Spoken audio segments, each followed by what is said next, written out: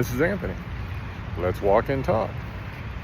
So today we're going to do a little video on aspects, some religious aspects to ponder, because I think, early on in my awakening, as many of you know, I spent a lot of time, a lot of call it book time, on a lot of different concepts presented by religion. And I would read, try to understand what I was reading, meditate on it, and really my desire was then and still is now to connect with truth, whatever that truth may be. Now when I say truth, remember, this is my understanding. Can anyone actually truly have a full grip and understanding of the simulation that we live in? Difficult to say. I'm not going to say it's impossible, but I'm also not going to say it's possible, partly because I also understand in this journey that, part of life is, understanding consciousness, which is your soul, which is what we are, and in that understanding, being able to have different perspectives of it so that, again, we can learn what we really are, and we can continue our journey to expansion, to progression, to growth, to evolution. And so in that, we're going to talk about one of the factors that popped out for me in the kind of, we call it the review. By the way, I'm in Parque 93, 93, in Bogota. It's a beautiful little park, kind of in the middle of the town. And just got done having a little morning coffee and taking a little morning walk. But still love this place. This place is incredible. So on to the discussion. I do believe that when you review certain texts, there's a lot of information provided in those texts. The information, though, again, they're much like parables. There's symbolism in it, and the symbolism connects to certain things. There's aspects in it to kind of get you to kind of try to understand better your life, your course of direction in life, and whatnot.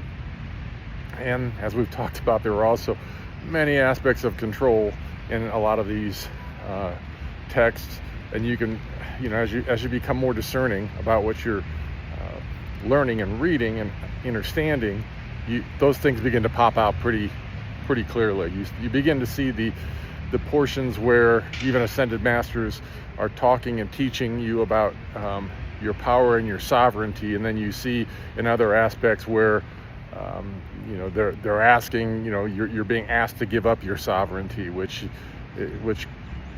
starts to pop out more as manipulation or control. But I'm not going to get into those aspects of it. What I want to get into the aspects of is the symbolism of duality, the symbolism of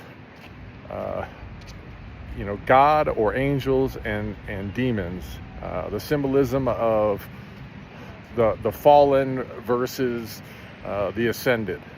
We're going to talk a little bit about what that means. You see, again, if you follow this channel long enough, I think have a good understanding kind of where I present my belief system and my belief base based on all the things I've experienced and studied and understood. And in that, I think you'll understand that I believe that you are your soul, and essentially you are a multidimensional being having a human experience, and part of that is to learn, and part of that is to understand, again, what we are, in order for us to evolve. And in that discussion, I had this image come to me, something for you to ponder. You see, there used to be a little saying like, I've got an angel on one arm whispering in my ear, and I've got the devil on the other arm whispering in my ear. And it's the purpose was to kind of show you the duality in self in order for you to try to listen to the angel, in essence. But really what understanding I came to, what understanding I came to me in meditation at the time, was that we view these things as external forces outside of us without understanding that you are in duality, and those are actually internal forces you're experiencing in the present. And here's what I mean by that. When you understand that in duality you have the ability to connect deeper to soul, to self, to creator, to a higher power, or however you want to imagine that. But you also have the human experience, which can be more focused on your present experience, yourself, what's going on around you, and who you think you are in the illusion. Well, then you begin to understand part of that angel demon concept, which is this. The angel on the right arm isn't necessarily a figurative angel outside of you. It is you. It is your connection to self. It's your connection to your soul. It's your connection to spirit. It's connection to that higher vibrating energy that exists within you. And the devil or whatever on the other arm, which is whispering in your ear the quote-unquote bad things to do, that is actually your ego. And if you think about it, and you think about the concept for a bit, a lot of times the whispering in your ear from spirit is that of unity consciousness. It's that of service to others. It's that of peace and love and bliss. But when you begin to connect to ego or the devil, it whispers things in your ear like selfish things, lower vibrating energy like fear and lust and anger and revenge and all of those aspects of the journey. And so you understand that on this journey, yes, it's very important to be completely connected to spirit, but you also understand that you're having a human experience, and in that human experience, in order to have the most optimal human experience, it's important to not attach to one or the other and be balanced. Because in some situations, it's important to be able to see both aspects of what is occurring in order for you to have a better understanding of the environment around you and what's affecting your experience. Here's what I mean by that. When you have more of a unity consciousness, you can understand and see all the points of connection of love, unconditional love and peace and gratitude and how we are all connected, and you have that experience of connection with other people. For instance, for me, in my, let's call it awakening, I've noticed on my journey that everywhere I go, I feel safe. I've never felt unsafe in any environment.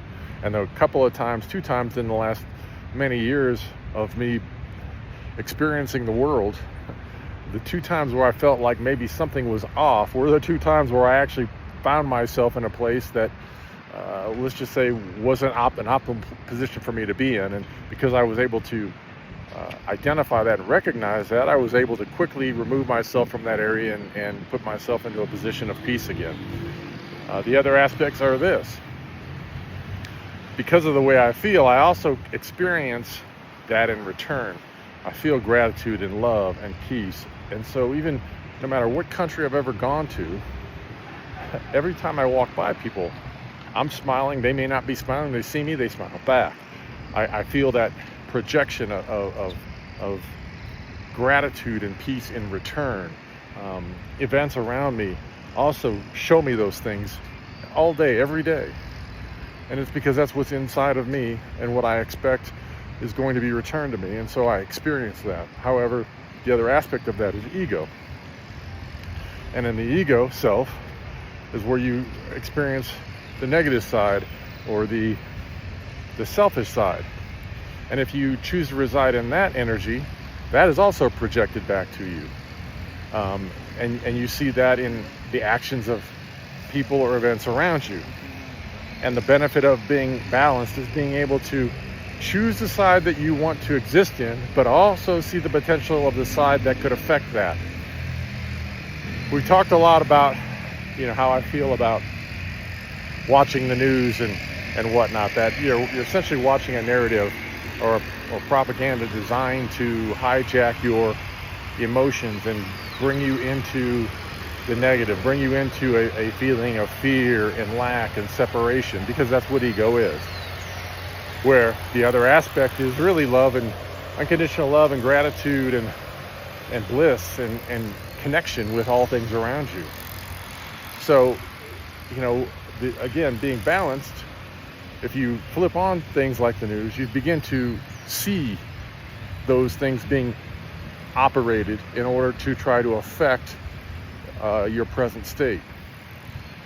If you aren't connected to soul, to self, if you aren't connecting more to the unit, it's much more difficult to see that. You begin to see more of a reflection of the state where you might be projecting yourself into. So, I hope that makes sense and helps you on your journey. This is the importance of being able to connect with self, being able to connect with your sovereignty, being able to connect with spirit, your soul, and allowing it more entrance into your existence to guide your journey. And why allowing yourself to think solely of your service to self side can create more problems in your life and can really hinder your journey of peace, of bliss, of love. But what say you? How do you feel about that? Do you understand the connection between angel and spirit, and ego and devil? Can you understand the symbolism of that duality that comes through, and even in some of the religious scriptures or the ancient scriptures that talk about the spiritual journey? I'm curious as to your thoughts about that. But again, if you enjoy this content, please like, share, and subscribe. I'm grateful. And until I talk to you again, peace, love, light. I hope you have the most amazing day.